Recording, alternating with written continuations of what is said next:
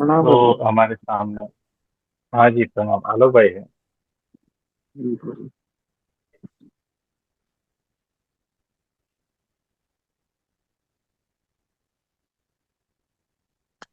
ठीक से दिख रहा है? बढ़िया। बराबर दिख रहे हैं? बिल्कुल प्रभु जी। क्या? और अमोल भाई, आप भी हो? मैं भी हूँ प्रभु जी। हाँ, कोई बात नहीं। तो वैसे ही रहने दीजिए प्रभु जी, अच्छा लग रहा था। अरे, कोई कोई बोल रहे हैं ऐसा अच्छा नहीं लगता है, तो हम थोड़ा ठीक ठाक ढंग से कर लेते हैं। नेचुरल लग रहा था वही अच्छा। अभी भी अच्छा लग मतलब रहा है, ये देखो, भी। ये भी नहीं अच्छा है। वैसे क्या क्या है कि वो एक ऑडियो विजुअल टीम है हमारी। हम्म। वहां से वहां से सजेशन आया था कि अच्छा अच्छा अच्छा। बाल ठीक ठाक ढंग से बना के बैठो। सही है प्रभु जी, फिर तो सही है। है ना? तो उसमें क्या, ठीक है। अभी तकलीफ होता है तो हमें कोई प्रॉब्लम नहीं होता है, लेकिन जब तकलीफ होता है तो दूसरों को तो उसके हिसाब से चलना पड़ता है ना? नहीं ठीक है प्रभु जी, तो बाल एकदम चाहे बढ़िया ऐसे मस्त हो है। वैसे हो, हमें कोई फर्क नहीं पड़ता, लेकिन देखने वाले को थोड़ा फर्क पड़ता है। तो इस तरह से है। तो लीलाधर भाई जी, आप आए हैं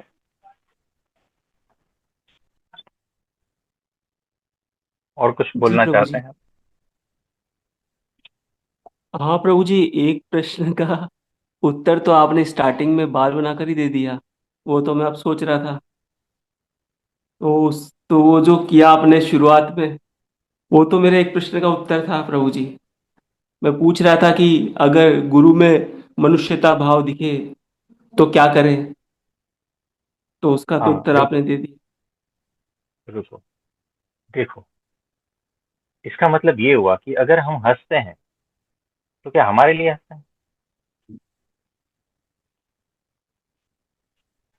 नहीं प्रभु बताओ। जी। और अगर हम किसी के ऊपर गुस्सा करते हैं तो क्या हमारे लिए करते हैं? नहीं प्रभु जी। अब आपको समझ में आया कि वो गुस्सा क्यों कर रहा है?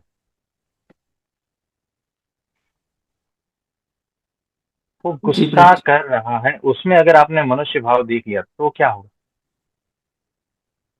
यानी एक बार फिट हो जाना चाहिए कि मेरे गुरु जी जो है, मैं अपनी बात कर रहा हूँ, मेरे गुरु जी वो सदा से निर्दोष ही है, और उनकी क्रियाएं सारी कल्याण के लिए है, दूसरों के। उसके बाद में वो जो भी करते हैं ना, सब दिव्य, मेरे लिए सब दिव्य। चाहे वो कुछ भी करे, चाहे वो उसके हाथ में तलवार धारण करे और मेरे पे चला दे, फिर भी मेरे भीतर वो दिव्यता, वो आनंद, वो कभी कम नहीं होगा। क्योंकि उसे पता है उसे क्या करना है, मुझे नहीं पता मुझे क्या करना है ना? तो वो जो है, सबका हित ही चाहते हैं, और इसीलिए वो जो भी कुछ कर रहे हैं कल्याण के लिए ही कर रहे हैं, अपना स्वार्थ है ही नहीं।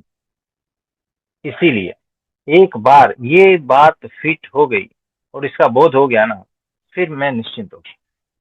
फिर सत्पुरुष की किसी भी क्रिया में, गुरु की किसी भी क्रिया में दोष दिखेगा ही नहीं।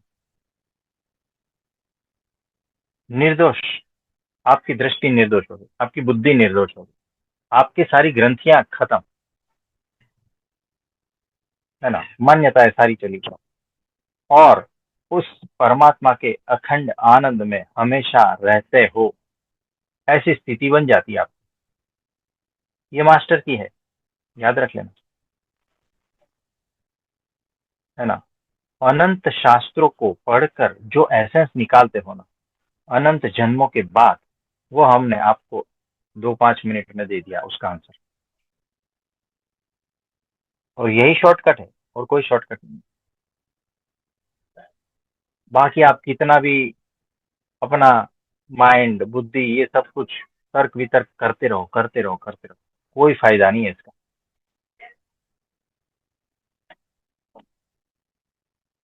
तो ऐसा है। जी जी। हमने तो आपको ये तक कह दिया कि ये जो कपड़े भी पहन रहे हैं ना, हम दूसरों के लिए पहन रहे हैं।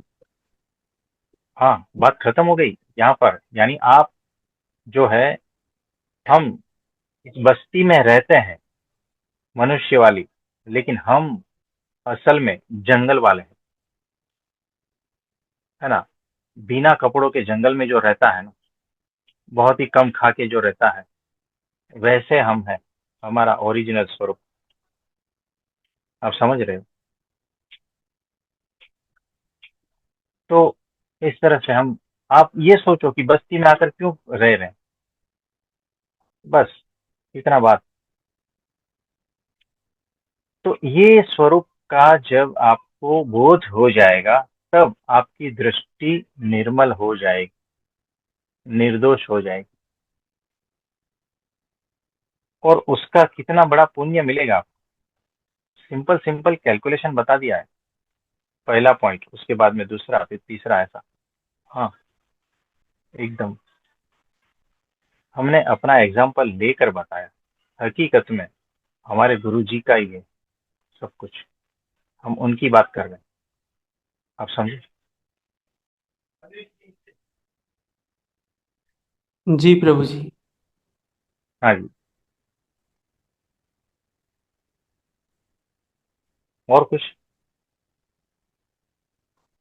नहीं प्रभु जी, बस यही सवाल थे प्रभु जी। प्रणाम प्रभु जी। हाँ जी, प्रणाम। और किसी का कोई प्रश्न है तो बताइए।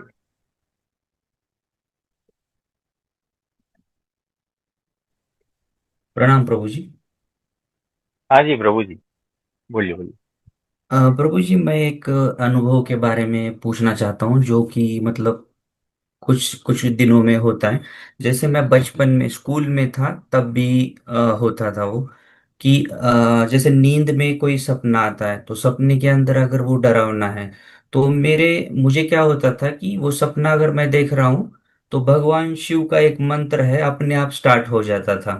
मतलब स्कूल में था, और अभी भी कभी कभी होता है, अगर सपने में वैसा कुछ अगर मुझे दिखता है कि मेरे लिए अच्छा नहीं है, तो वो मंत्र अपने आप शुरू हो जाता है, और जैसे ही वो मंत्र शुरू हो जाता है वो घटना वही समाप्त हो जाती है। तो ये स्कूल से लेकर अभी तक है, और वही मंत्र आता है, बाकी दूसरा कुछ ये नहीं होता। तो ये किस क्या आता कारण हो है? ओम सकता है? नमः शिवाय, ऐसा? हाँ हाँ, ओम नमः शिवाय ही आता है। वो आपके पिछले जन्मों की साधना का परिणाम है, अभी चल रहा है, वही संस्कार अभी चल रहे हैं। तो आप शिव के बड़े भक्त थे पिछले जन्मों में। क्योंकि वो मंत्र कभी चेंज नहीं हुआ प्रभु जी, वही आता हाँ, है। दूसरा। तो अच्छी बात है, कोई बात नहीं।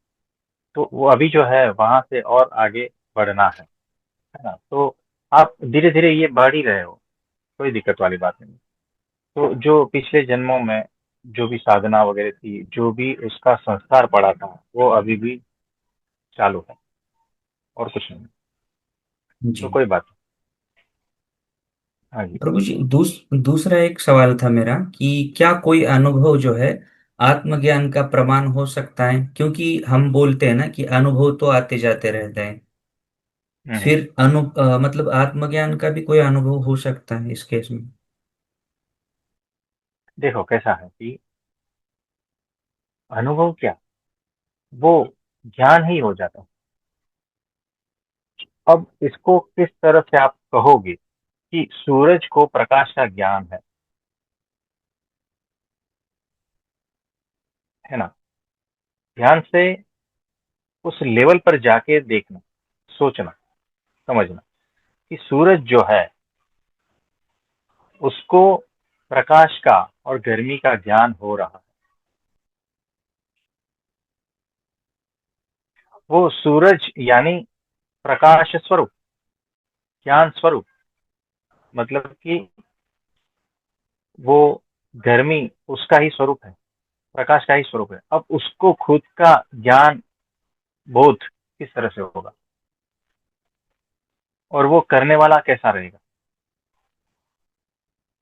मुझे एक बात बताओ, ये हाथ पे जो आपको चमड़ी है, क्या आपको उसका बोध हो रहा है अभी? नहीं हो रहा है प्रभु जी। है ना, वो सहज है। वैसे ही जब बोध होता ही नहीं, वही है। यानी ये बहुत ही बारीक और सूक्ष्म है चीज, जो हम आपको सिर्फ पॉइंट आउट कर रहे हैं कि इस तरह से, इस तरह से, यानी इशारे कर रहे हैं सब। इस कड़ी को जोड़ लेना कि जिस तरह से चमड़ी का अनुभूति ही नहीं हो रहा है आपके बॉडी में, जीवन से अब तक ब्लड सेल जो है ना, रेड ब्लड सेल, रक्त कण, वो घूम रहे, घूम रहे, घूम रहे। आपको पता भी चल रहा है क्या?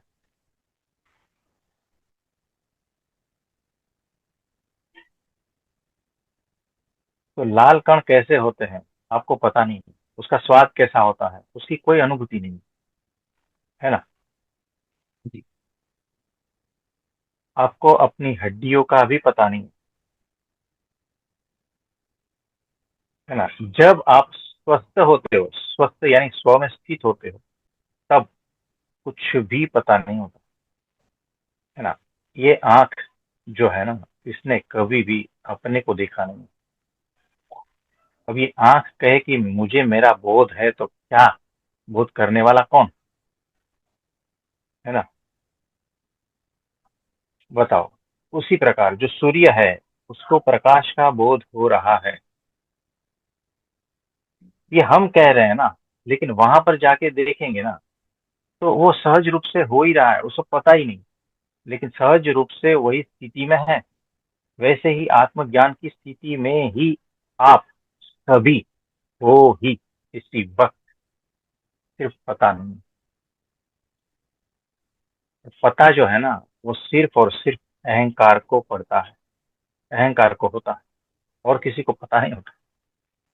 जो उससे दूर है उसको कुछ कुछ पता चलता है कि हाँ ऐसा ऐसा वैसा वैसा, लेकिन जो स्वयं है, जो स्वयं में स्थित है, जो स्वस्थ है, उसको कुछ भी पता नहीं। यानी हमने आपको शरीर के लेवल से समझाया। अब आप इसको जो है ना, मन, बुद्धि, चित्त, अहंकार और फिर आत्मा तक लेके जाओ, है ना। तो जहां जहां स्थित हो वहां का पता ही नहीं चलता। ये वैसा है, हमने अलग अलग पॉइंट्स को सिर्फ इंडिकेट किया है, आपको उसको बिल्ड करना है भीतर। क्योंकि अभी सब कुछ हम बता देंगे तो फिर वो आपका बाहर का नॉलेज हो जाएगा, है ना। तो आप भीतर से ग्रो हो, ऐसा हम चाहते हैं। आप, ये जो चीज है, ये ज्ञान जो है ना, भीतर से आएगा तो अच्छा है।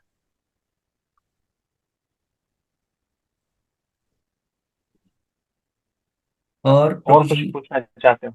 जी जी। आत्मज्ञान के बाद जो है वो क्रोध, भय, इच्छा ये उठना स्वाभाविक होता है। ऐसा जरूरी नहीं।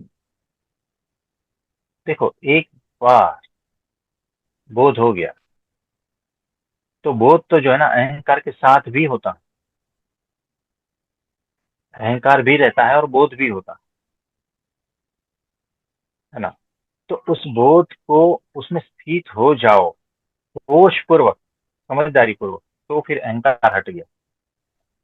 अगर बोध हो गया और होश नहीं है, तो अहंकार बचा रहेगा।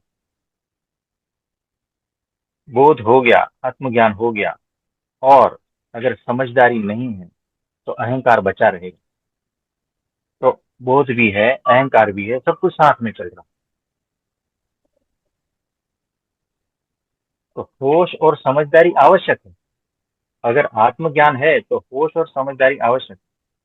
होश और समझदारी के बगैर भी आत्मज्ञान होता।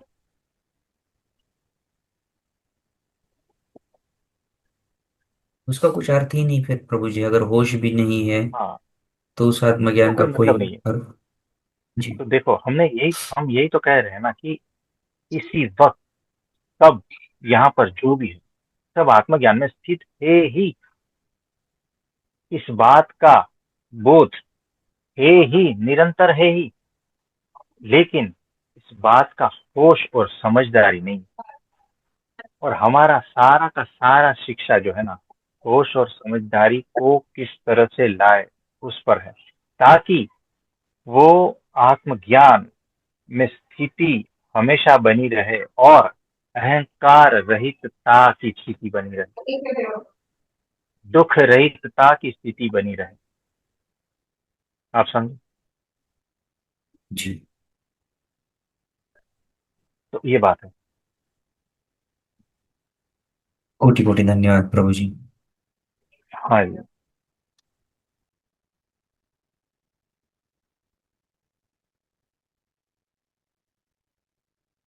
तो आज के लिए इतना ठीक है। आप सभी को मेरा नमस्ते, प्रणाम, हाँ प्रभु जी। बहुत आशीर्वाद है।